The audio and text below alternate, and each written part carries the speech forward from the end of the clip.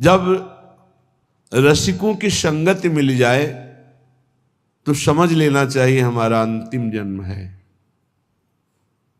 यदि समझ ठीक हो जाए और रसिकों की संगति पर महत्व बुद्धि हो जाए तो समझ लेना चाहिए अब हमारा आखिरी जन्म है। सत्संगति संस्कृति कर अंता, गोस्वामी तुलसीदास जी कह रहे हैं, बड़े भाग पाइब सत्संगा तो बिना ही प्रयास होई भव भंगा। यदि सत्संग मिल गया तो संस्कृति चक्र आवागमन का अंत है, इसीलिए संत का संग मिल गया। रसिकन की सत्संगति दीजे सुनिबो रस भरी बानी, क्योंकि उनकी रस भरी बाणी सुनने से हमारा जो मलिन मन है वो स्वाभाविक निर्मल होने लगता है। साधना में नवीन उत्साह आने लगता है। जहां हमारी गलती होती वहां हमको चुभते हैं सत्संग के वचन, जलन पैदा करते हैं, बार बार हृदय को जलाते हैं, तो हमारी गलतियां भस्म हो जाती हैं। गलतियों का अपराध का जो पाप का दंड मिलना था वो सब नष्ट हो जाता है और पुनः गलती होने की संभावना नहीं रह जाती। ऐसा प्रायश्चित होता है सत्संग सुनने से। कुंजन को नित डोली बो दीजय, दीजो भोर बुहारी, मिलबे की ही माही चटपटी, प्रीति ही ये अति भारी। प्रियाजू, ऐसी कृपा कर दो कि हमारा देहाभिमान गलित हो जाए। रोज मैं सोहनी लेकर के सार्वजनिक स्थलों पर सोहनी लगाऊं, सार्वजनिक, जहां हमारा सेवा का भाव देह भाव को गलित करता है। परिक्रमा मार्ग है, जहां बहुत से लोग एकत्रित होते हैं, जहां बहुत से लोग आ जा रहे हैं, वहां की सफाई, ये बहुत बड़ी सेवा धाम की है सोहनी सेवा। पर वो देहाभिमान ऐसे लाभ को नहीं लेने देता। एक आदमी करोड़ों रुपए का दान करे और एक आदमी जहां से सब लोग निकलते हैं, बैठते हैं, उठते हैं, ऐसी जगह सोहनी लगा दे, तो उसकी समानता नहीं कर सकता सोहनी लगाने वाले की समानता, क्योंकि उसके अंदर कहीं ना कहीं रहेगा कि मैं 1 करोड़ दान किया। लेकिन जो सोहनी लगा रहा है उसको रोना आएगा, दैन्यता आएगी, रज उड़ेगी, उसके शरीर में लगेगी, सारे पाप नष्ट होंगे। ये रज ब्रह्मेश्वर आदि शुद्ध रूह पदारविंद की है, प्रियाजू की रज है, चरण रज। ये आपके हृदय को प्रेम प्रकाशित करने में बिल्कुल निर्मल कर देगी, योग्य बना देगी।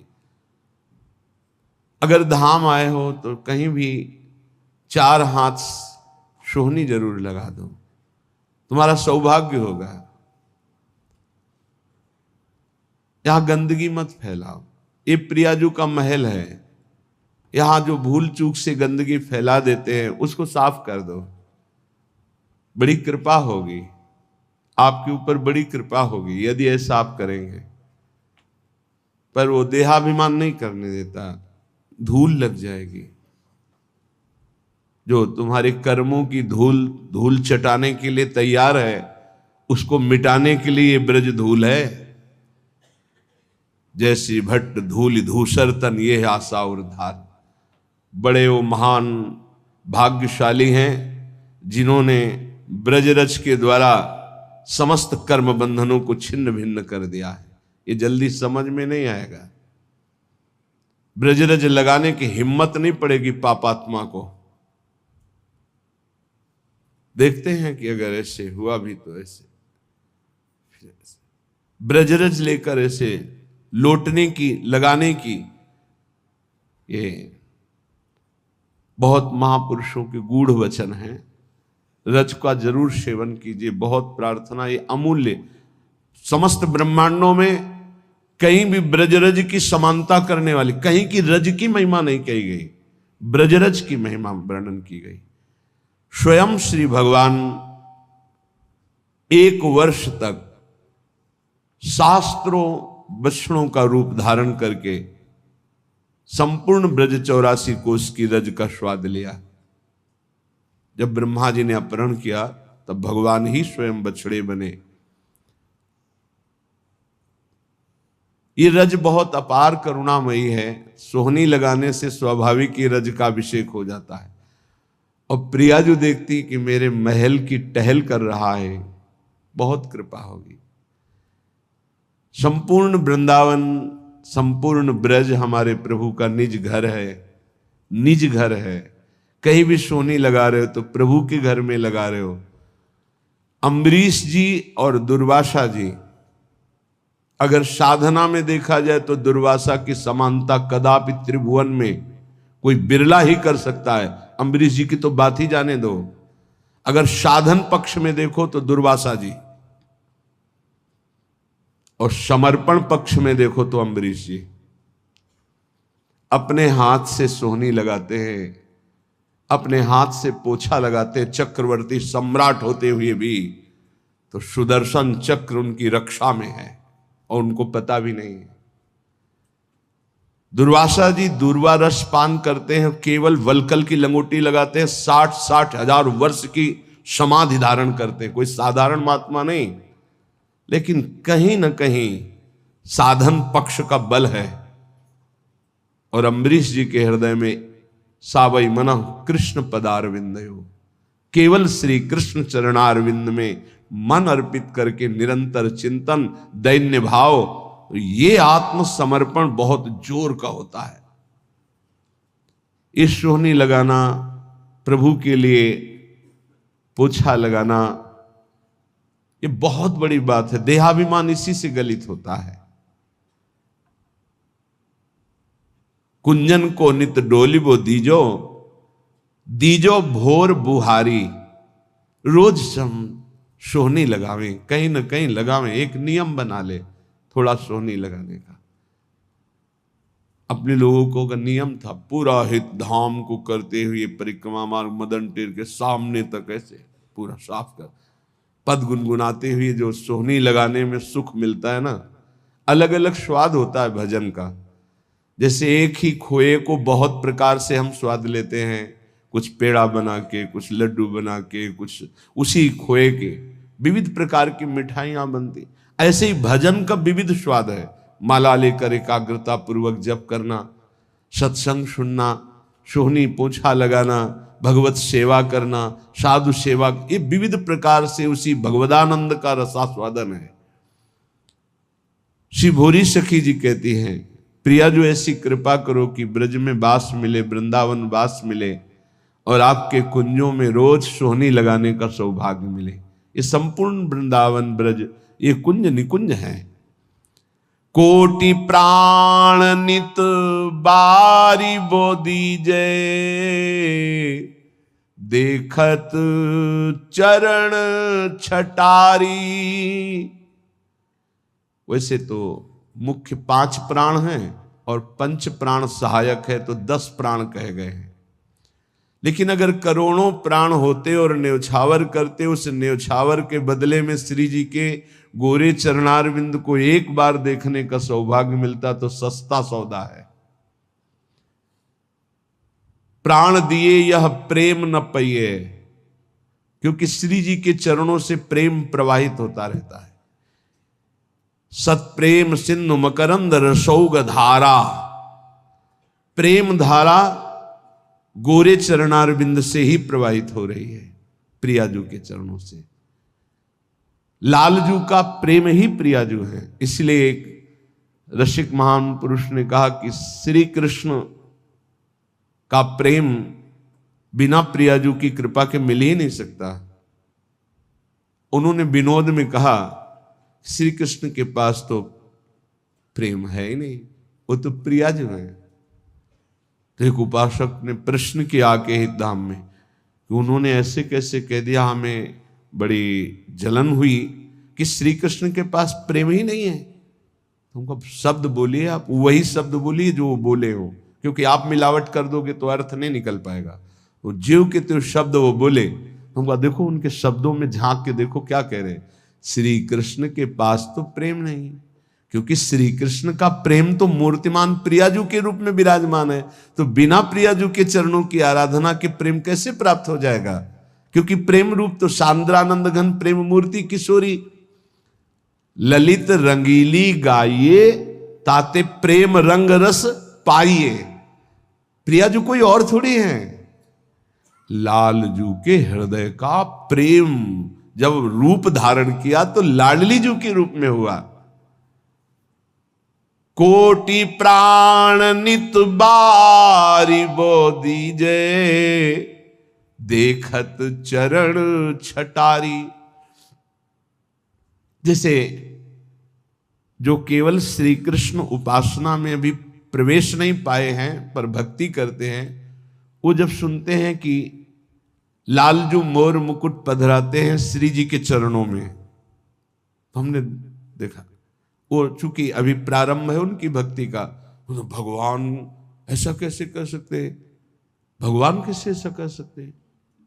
ठीक है, लेकिन प्रियाजू तो लालजू तो भगवान है ना, भगवान ऐसे। यही है तुम्हारी प्रारंभिक दशा जिससे तुम नहीं जान पा रहे। अरे वो सेन नाई के लिए राजा के चरण चापने पहुंच गए, वो अपने भक्त के लिए सारथी बने बैठे हैं, वो अपने भक्त की मल भरी लंगोटी धो रहे हैं, वो प्रियाजू के चरणों में महावर लगावे तो कोई आश्चर्य की बात है। अरे प्रेम समुद्र प्रभु अपने प्रेम का दुलार कर रहे हैं, तुम्हें आश्चर्य लग रहा है। किंचन मात्र किसी भक्त में प्रेम आ जाता है तो मेरे प्रभु हाथ जोड़े उसकी सेवकाई के लिए खड़े रहते हैं। भक्ताधीन मन पूज्यो भक्ता नाम भयंकर। कैसे कैसे समझोगे? थोड़ी सी प्रीति आ जाए तो जहां मेरा भक्त चरण रखो वहां रखूं मैं हाथ, पीछे पीछे मैं फिरूं, कभी न छाणू साथ, फिर वो प्रियाजू के चरणों में माथा रख दे, कौन आश्चर्य की बात है। नंददास प्रभु छवि बिलोकत प्रीति के प्रतिपाल, चापत चरण मोहन लाल। कोटि प्राण नित बारी बो दीजे, देखत चरण छटारी। इतनी आस पुजावहु प्यारी, भोरी बलि बलिहारी। दीजे मोहि ऐसो बास ब्रज माही, जुगल नाम को भजन निरंतर, और कदम बन छाही। दीजो मोहि ऐसो बास ब्रज माही। हे प्यारी जू, ऐसी मेरी आशा है और आप अत्यंत कृपालुता दयालुता की समुद्र हो, मेरी आस पूरी करो। मैं आपके गोरे चरणारविंद को देख पाऊं, आपकी परिचर्या में रहूं, युगल नाम जप करूं और वृंदावन की वीथियों में आपका सुमिरन करते हुए, नेत्रों से आंसू बहाते हुए, रज अभिषिक्त होकर अपना जीवन व्यतीत करूं।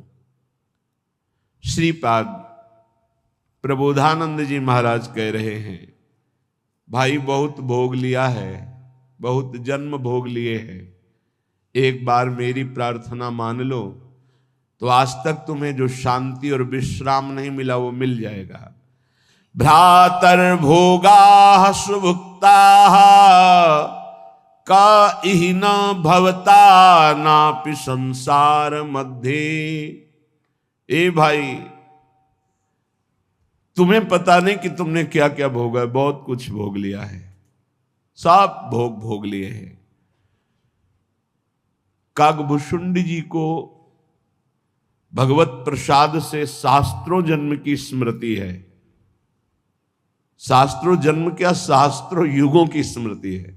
कई बार उनके सामने कलयुग आ चुका, कितनी बार चतुर्युगी व्यतीत हो गई। वो कह रहे हैं गरुण जी महाराज से कि सत्य कहता हूं हे पक्षीराज हरिवाहन, आपके सामने सत्य कहता हूं, कोई ऐसा कर्म नहीं जो मैंने किया ना हो, कोई ऐसा भोग नहीं जो मैंने भोगा ना हो, लेकिन आज मुझे जो भगवान की स्मृति में सुख मिल रहा है वो किसी में सुख नहीं मिला। सब कुछ करके देख, वो अनेक जन्मों की स्मृति से सब देख रहे हैं, सकल कर्म करि थके गोसाई, सुखी न भयो आजु की। आज जो मैं भगवान श्री राम की पावन चर्चा करता हूं, उनका नाम जप करता हूं, उनके ध्यान में मगन रहता हूं, इससे बड़ा सुख मुझे किसी भी साधन में, किसी भी भोग में, किसी भी कर्म में नहीं मिला है। श्रीपाद कह रहे हैं, भ्रातर भोगा सुभक्ता, खूब भोग भोग लिए, तुम्हें याद नहीं है। जैसे कई बार हमने स्मृति दिलाई कि 9 महीने मां के गर्भ में इसी जन्म में रहे, कुछ याद है? 1% भी याद है तुम्हें? ज्यादा समय नहीं हुआ, कोई 50 वर्ष, कोई 40 वर्ष, कोई 30 वर्ष, 25 वर्ष, ऐसे सब बैठे हो। आप विचार करके देखो कि ज्यादा लंबा समय नहीं गया, इसी जन्म की बात है। क्या आपको याद है कि मां के गर्भ में तुमने क्या दुख भोगा? 100 में 1% याद है? नहीं याद है। फिर पीछे जन्म की क्या जानोगे? ना भवता ना पे संसार मध्य, इस जगत में ना तुम कभी सुखी हुए हो, ना सुखी हो पाओगे यदि भजन नहीं करोगे। देखो, जब बच्चापन तो सिखाया जाता है खूब बढ़िया पढ़ो लिखो, धन कमाओ, ऐसे योग्य बनो, बढ़िया है। कभी अध्यात्म नहीं सिखाया, कभी नाम जप नहीं सिखाया, कभी ये बैठ के नहीं सिखाया कि बड़ों का आदर कैसे किया जाता है, कभी ये नहीं सिखाया कि मनुष्य जीवन का लक्ष्य क्या है। अब वो पढ़ाई लिखाई में गए, व्यसन सीख गए, व्यभिचार सीख गए, अच्छी नौकरियां पाई, पैसे हैं, और फिर घर में आकर के उन बूढ़े माता पिता को जो चलने लायक नहीं है, दरवाजा बंद करके वैसी दुर्दशा करते, मारते हैं, पूछो मत। जब ये दृश्य देखने को मिलते हैं ना, तब लगता है भगवान कृपा करो इन माता पिता को जो अपने बच्चों को शिक्षा नहीं दे रहे हैं कि धर्म किसे कहते। तुम समझते हो ये धन कमाने लायक बन जाएंगे तो तुम्हें सुखी करेंगे, ऐसे जैसे जानवर को मारते हैं ना क्रूर कर्मा लोग, ऐसे बूढ़ी माता को मारते हैं, पिता को मारते हैं, पूछो मत। तब लगता है ये जानवर पैदा हुए हैं, ये मनुष्य रूप में पशु पैदा हुए हैं। पशु क्या, राक्षस है। मानहि मातु पिता नहीं देवा, साधुन ते करवावें सेवा, जिनके ये आचरण भवानी, भगवान शंकर कहते निश्चर सम जानो प्राणी। निश्चर कहते राक्षस को, वो राक्षस है। तुम अपने संतानों को राक्षस मत बनाओ। ये जो केवल तुम मात पिता बाल कहीं बुलावे, उदर भरे सोई जतन सिखावे, तुम राक्षस बनाने की चेष्टा कर रहे हो। बहुत सज्जन बेटा एक आया था अभी 2-4 दिन के अंतर्गत एकांतिक में, उसने कहा मेरी माँ कहती कि तुम्हारा मोबाइल तोड़ देंगे यदि तुमने सत्संग सुना। मेरा बाप कहता है कि तुमको हमारी कसम है यदि वृंदावन गए।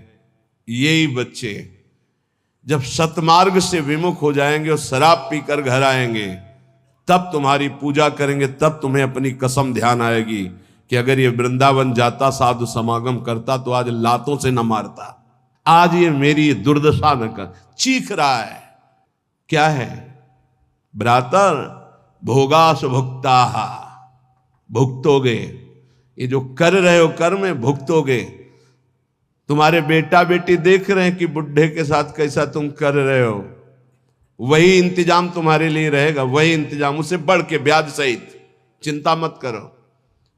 इसलिए हम सबसे प्रार्थना करते हैं, ये कर्म भूमि है, जो बीज बोओगे वही फल काटोगे।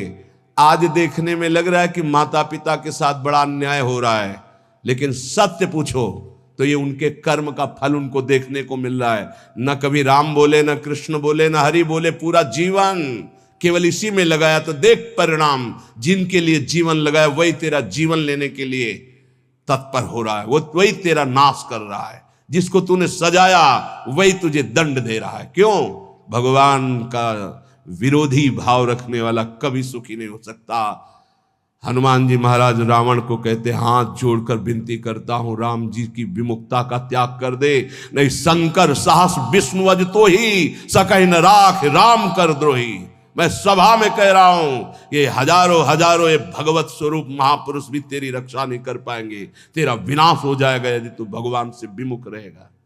हे भ्रातर भोगा सुभुक्ता की न इव भवता नापि संसार मध्य, संसार के बीच में तूने क्या क्या नहीं किया, बहुत से पाप किए, बहुत से भोग भोगे, अब बुद्धि ठिकाने लगा लो, सावधान हो जाओ, अभी सब मिटा सकते हो, सब गलतियां मिटा सकते हो, अभी बहुत अच्छे बन सकते हो, अभी भगवत प्राप्ति कर सकते हो। पूरा जीवन गलती करता रहा, जामिल अंतिम में नारायण निकल गया तो भगवत प्राप्त हो गया।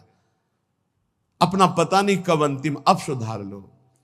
अगर हमारी आवाज आपके कान में पहुंच रही है, चाहे ऐसे समक्ष बैठे हुए या यूट्यूब में, आपके माता पिता कैसे भी हो, हमारी प्रार्थना है यदि वो वयोवृद्ध हैं, चलने फिरने में असमर्थ हैं, तो पहले समझ लो उनकी बुद्धि भ्रष्ट हो गई है। तुम्हें मानना पड़ेगा। ये भ्रष्ट का मतलब होता है स्थिति से गिर जाना। अब वो ठीक नहीं बोलेंगे, वो आपको गाली देंगे, आप घी चुपड़ी रोटी सब्जी दाल सब देंगे, फिर भी वो आपको गाली देंगे, आपके रिश्ते नातेदारों से आपकी निंदा करेंगे, पर आप उनकी इस बिगड़ी हुई बुद्धि का रोष पूर्वक अनुगमन करते हुए उनको पीटना, उनको मारना, ये आचरण मत करें, क्योंकि उनकी कर्मानुसार बुद्धि बिगड़ चुकी है। अब अपने कर्म आप मत बिगाड़िए, वो आपके भगवान हैं, सच्ची मानिए उनमें भगवान बैठे हुए हैं। ऐसे असमर्थ माता पिता को भगवान की तरह दुलार करोगे तो तुम सदैव श्री संपन्न रहोगे, लक्ष्मी तुम्हारे घर से नहीं जाएगी।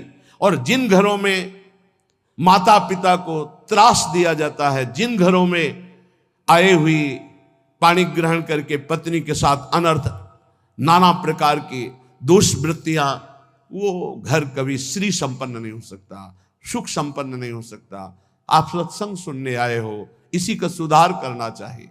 माता पिता आपके साथ क्या व्यवहार कर रहे हैं बिल्कुल मत देखो, ये मान लो कि ये पागल है, उनकी बातें मत सुनो।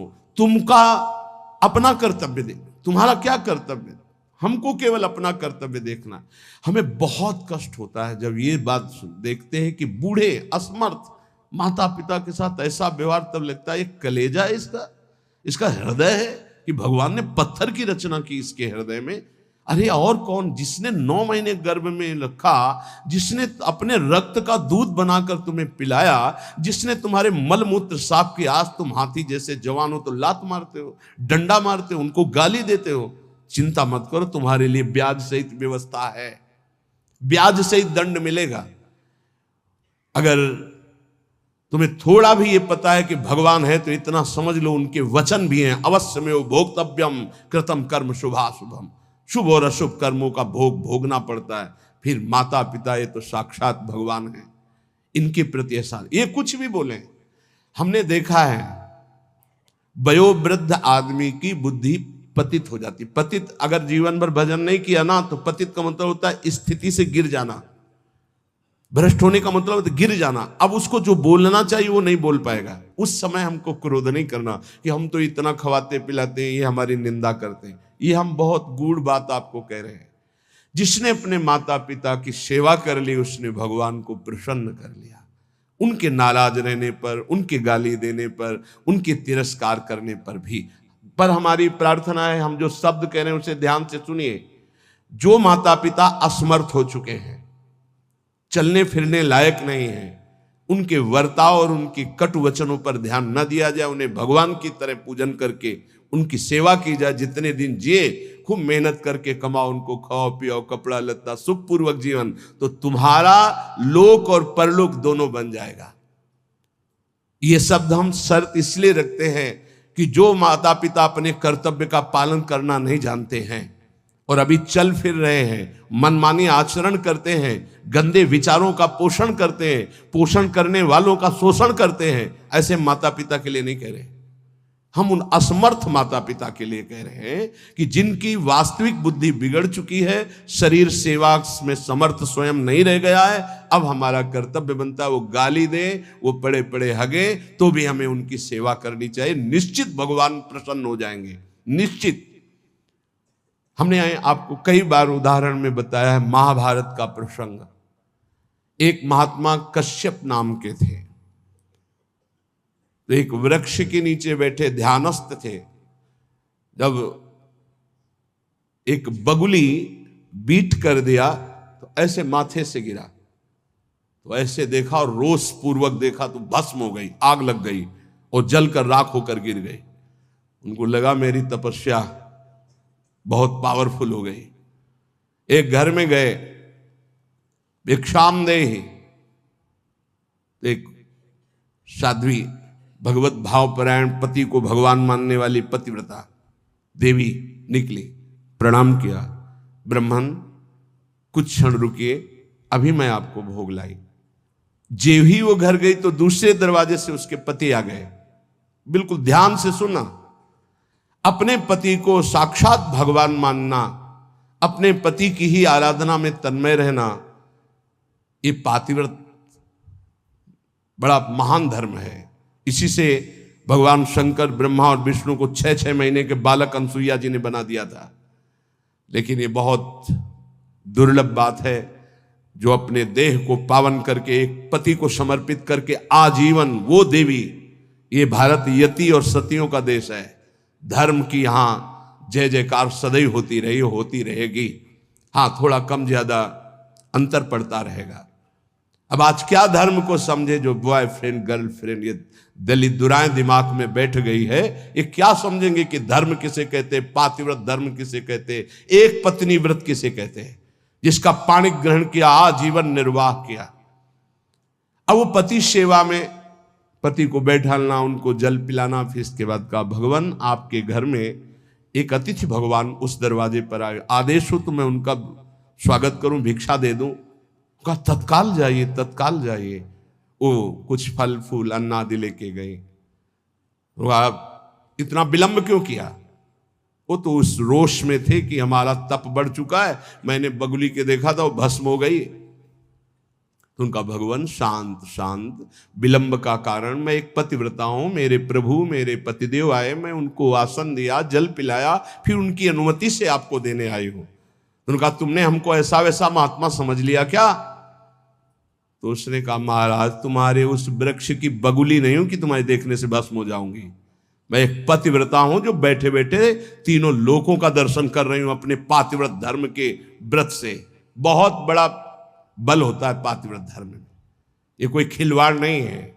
गृहस्थी कोई साधारण धर्म नहीं, आप लोग जिसे बिल्कुल अवहेलना कर रहे हैं कि हम तो गृहस्थ हैं, हम तो विषयी हैं। अरे भगवान के अंश हो, तुम जहां हो वहीं से भगवत प्राप्ति कर सकते हो, इतनी सामर्थ्य आप में है।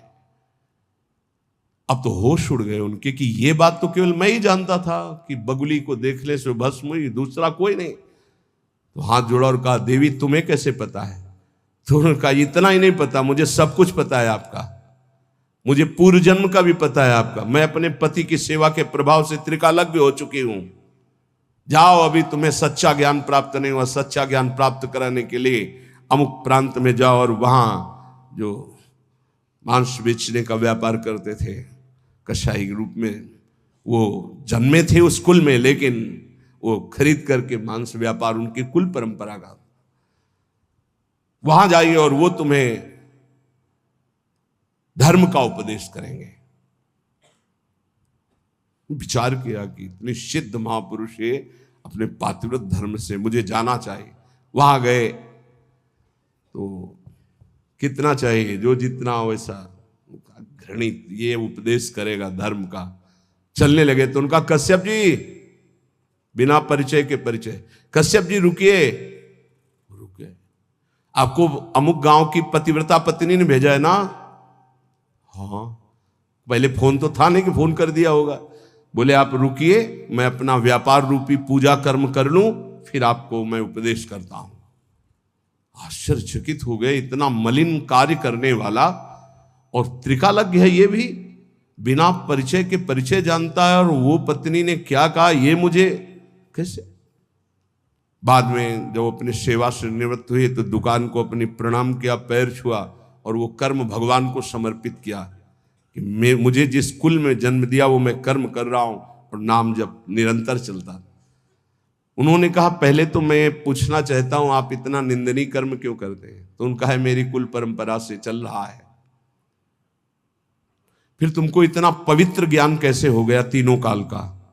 बोले मैं निरंतर नाम जप करता हूं, अपने कर्म को भगवान की पूजा समझता हूं। और आओ, और घर ले गए और दिखाया कि श्वेत पलंग पर बूढ़े माता पिता बैठे हुए। जाके साष्टांग दंडवत किया, बोले जो उससे धन मिलता है उससे मैं अपने इन भगवान की सेवा करता हूं। रात दिन माता पिता की सेवा के प्रभाव से, नाम जप के प्रभाव से, अपने व्यापार को भगवान की पूजा समझने के प्रभाव से मुझे तीनों काल का ज्ञान है। तो उन्होंने कहा मेरी तपस्या अपूर्ण क्यों है? कश्यप जी ने उन्होंने कहा इसलिए कि तुम अपने माता पिता की अवहेलना कर चुके हो और वो वृद्ध माता पिता भटक रहे हैं, उनकी सेवा छोड़कर उनकी अनुमति के बिना तुम ये ऐसा, जाओ पहले उनकी आज्ञा का पालन करो। आप समझो, महाभारत में पढ़ के देखना, भगवान श्री कृष्ण द्वैपायन व्यास देव जी ने लिखा है, आज उन्हीं माता पिता से जिनसे परम सिद्धि प्राप्त होती है, परम कृपा प्राप्त होती है, ये नादान लोग नहीं जान पा रहे और अपना कर्म नाश कर रहे हैं, कर्म नाश कर रहे हैं, पूरा जीवन नष्ट कर रहे हैं। हम इस विषय में इसलिए बोल रहे हैं कि आजकल बहुत बच्चे उद्दंड हो रहे हैं और ब्याह हुआ तो वही नई बच्चियां जिनको अपने माता पिता का सम्मान करना नहीं आया, वो अपने पति के माता पिता के साथ दुर्व्यवहार करते हैं, पति के अधीन करके दोनों मिलकर उनको पीड़ा पहुंचाते हैं। हम वयोवृद्ध की बात कह रहे हैं, हम उनकी बात नहीं कर रहे जो समर्थ है कर सकते हैं, जो शोषण करते हैं हम उनकी बात नहीं कर रहे, हम उनकी बात करें जो असमर्थ है, चलने में भी असमर्थ है। अब उनके ऊपर डंडे का प्रहार, उनकी पिटाई बिल्कुल ठीक नहीं। हे भ्रातर भोगा सुभुक्ता, जो तुम कर्म कर रहे हो सुभुक्ता तुम्हें भोगना पड़ेगा और बहुत भोग चुके हो। जैसे मां के गर्भ में कितना बड़ा दंड भोगा तुम्हें याद भी नहीं है। इसलिए भवता नापि संसार मध्य, दोबारा इस संसार के बीच में जन्म ना हो, ऐसा उपाय कर लो। क्या? विद्यादान ध्वराद्य ही कति कति जगति ख्याति पूजाद्य लब्धा, इससे तुम्हारा जन्म मरण नहीं रुकेगा। बहुत पढ़ लिख कर विद्वान हो गए हो तो तुम्हारी ख्याति हो जाएगी, बहुत दान दे दोगे तो तुम्हारा यश हो जाएगा, बहुत भोग सामग्री आहार विहार बांट दोगे, बहुतायत रूप में तुम्हारे पास आ जाएगी, लेकिन तुम्हारा जन्म मरण नहीं रुकेगा।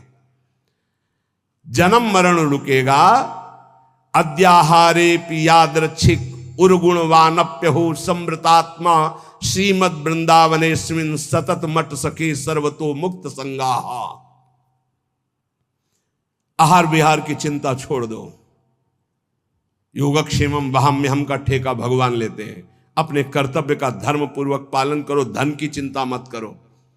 आ जाओ श्री धाम वृंदावन, सत्संग सुनो, उसके अनुसार आचरण करो, साधना भजन करो, तुम्हारा परम मंगल हो जाएगा। आवागमन से मुक्त